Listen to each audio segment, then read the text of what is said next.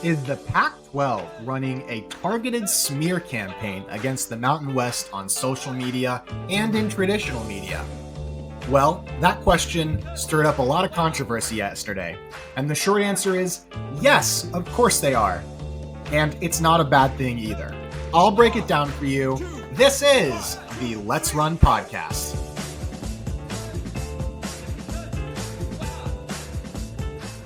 Folks, welcome into the show today. I want to thank you for taking your time out of your lovely afternoon, evening, morning, night, whenever you're listening to the show to check it out. Please subscribe to the channel. Please let me know in the comments that you have subscribed. I am doing my best to make sure that I am responding to every comment on the videos. YouTube kind of makes it difficult for you sometimes to make sure you see all of them. And specifically the replies to some of them. It can be a little complicated, but I'm doing my best. I hope that you will subscribe to the channel. I really try on this channel to present an honest conversation. Now, there's going to be a bias. I am a UNLV fan. I am a Vegas fanboy. I am the Let's Run podcast is a UNLV podcast. But I try and talk about broad topics in the most objective way that I can. Even though I often fail at that. So if you think I'm being biased, if you think I'm off somewhere, I want you to let me know in the comments. I will do my best to engage in honest conversation with you. I think if you're going to put out ideas like this, you have to be willing to be challenged by them. So challenge me. I would love to talk to you. I've thought about these things a great deal, and I'm really enjoying building out this channel. So please subscribe. Please like the channel. Please like the video. And let's jump into it. So essentially, JY from the Big Mountain podcast. JY is a really good guy. He and I have known each other for almost a year now. He is a solid dude who I think has all the right intentions and has done a fantastic job in building up a fan base and a group of people that follows the Mountain West. He also does cover the Big Ten too with his showmate, I guess. And so that's why it's called the Big Mountain. But JY yesterday basically put out a tweet, and I want to put up the tweet because I think it's important to give it a little bit of context because it put out, it basically caused quite a little PR storm, not a PR storm, but quite a little social media storm amongst the Pac-12 and Mountain West fans. And I'm going to read the tweet in its entirety. He said, "A PAC propaganda campaign is underway. It has been confirmed to me that the PAC has hired a PR firm to push negative propaganda against the Mountain West. This has been done in the past. Think Big 12 versus the PAC. The main talking point is that the Mountain West will have a weak or non-existent TV deal. I have seen posts go as far as to say the Mountain West may no longer exist due to media uninterest. Some of these posts are from individuals with media backgrounds, but zero coverage of the Mountain West Conference until now. It is a blatant hit job. As someone that follows the Mountain West Conference about as close as any, it is obvious that a negative PR campaign was underway last week. It being confirmed to me by someone with PAC ties solidifies what I have been seeing for the past week. Dirty pool is being played. Be careful what you believe. The Mountain West is going to continue to excel and elevate. It actually speaks to the weakness of the PAC's media deal that they are choosing to go down this path. Disappointing, but honestly surprising." So this is the tweet. There are things in the tweet that I agree with. There are things in the tweet that I disagree with. But I wanted to break down to you kind of, the way that this process is playing out. So first of all, the first immediate response to this tweet was, "Are you kidding me? This is a conspiracy theory. It's completely fake. What source do you have? There's no way they're actually running a PR campaign using social media." And I get that JY is a Mountain West guy. And there's nothing wrong with that. The Mountain West deserves to have its own advocates. And if there are people with the passion willing to step up and cover it from a Mountain West point of view, I think that's a good thing. Obviously, I'm a UNLV guy, and so people can come to my posts and come to my videos and say, "Well, you're doing this with a UNLV bias," and I would just say, "Of course I am." I love Las Vegas. I love my university. I'm a proud graduate of UNLV. I've been a UNLV fan my whole life. UNLV basketball and football means basically everything to me. And so essentially, what's going on is this accusation that the Pac-12 is using social media to try and influence the public perception of the Mountain West is absolutely true. And you don't need proof to believe that it's true because it just is. Now, you may be hearing that and saying, wait, if you're going to make an accusation, don't you need proof? Listen, Octagon, the company that the Pac-12 has hired to help them navigate this incredibly difficult process of rebuilding a conference on the fly, has done a good job in the past helping schools and conferences navigate conference realignment. They're professionals, they're pros, they know what's important, they know that social media discussion does make a difference, and they know that perception and public perception of conferences absolutely matters. Now, does this mean that the Pac 12 is paying Utah State and Fresno and San Diego State and Colorado State and Boise State fans to talk bad about the Mountain West? Absolutely not. There is no conspiracy of random Twitter accounts with 5 followers that are fans of a Pac 12 school that are being paid by Octagon to promote the Pac 12. These Pac 12 fans will do that regardless. They will do that for free. Same with the Mountain West fans. They will do that for free. But is Octagon, I'm not saying they're making payments to anybody, is Octagon trying to steer the conversation around the health of these two conferences and their respective media deals? Yes. Why would they want to do that?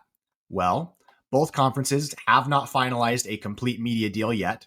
The Pac-12 did announce that they are going to be a part of CBS, which was an incredibly strong move from them, and a move that I believe, regardless of whether the Mountain West has a continued relationship with CBS, that move damaged the Mountain West. It just did.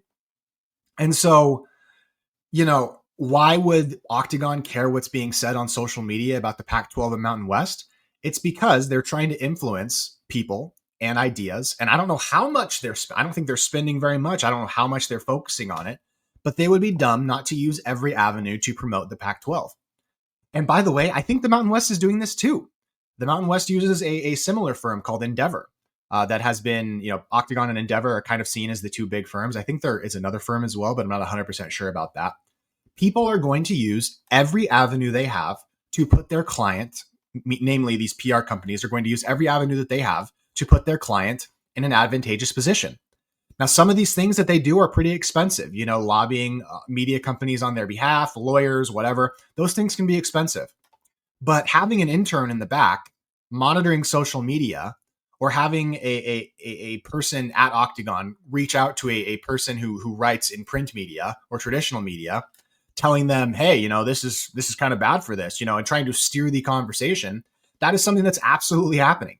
And it's not a bad thing. Guess what? The Pac-12 is smart to be doing this. I believe 1,000% that they're doing this. JY tweeting this out was something, it's like, duh, of course this is happening. And it should be happening. And if you look at, I actually think JY is a pretty good example of this. The Mountain West is also trying to steer conversation.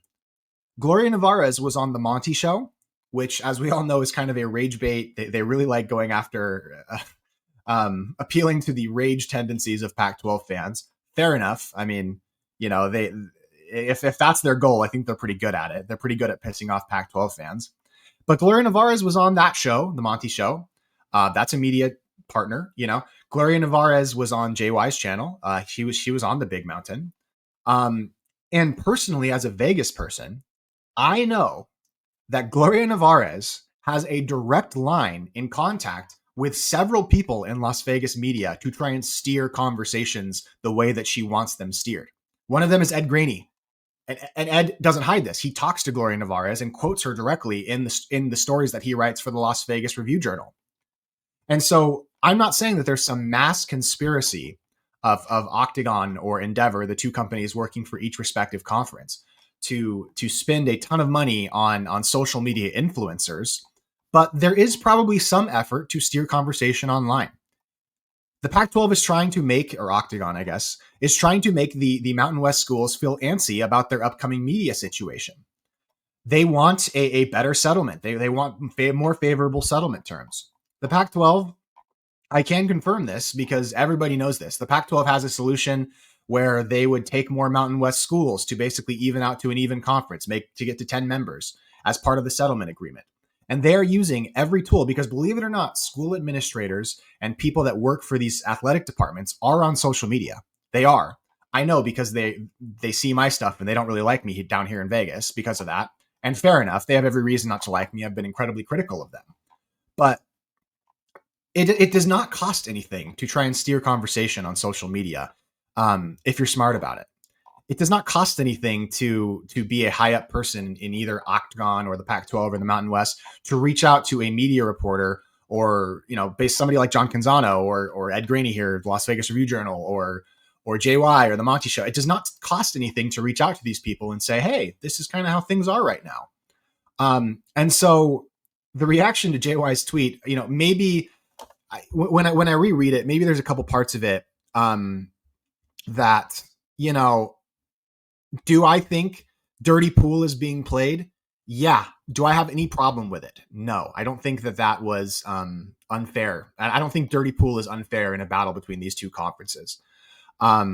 Is it a blatant hit job? Of course it is. You blatantly go after your direct competitor. It's the Mountain West. The Pac-12 is trying to basically make it so the Mountain West gets the worst media deal possible. And so, of course, they're playing dirty. Of course they are. Now, they're not breaking any laws by trying to steer media conversation around the subject, but of course they're playing dirty. And I don't have a problem with it. And in fact, if the Mountain West isn't doing it too, I would be very disappointed because, regardless of the fact that I don't want UNLV to be in the Mountain West, we are. And so, yeah, of course there was a negative PR campaign for the Pac-12. And if you're a Pac-12 fan listening to this, you should say, dang right there was. Of course, we think that we deserve to get a media deal that would not only cripple the Mountain West, but really make it so that there's only one viable conference on the West Coast. That should be the goal of the Pac-12. The Pac-12 needs to eliminate the Mountain West completely. From the beginning, I've always thought this.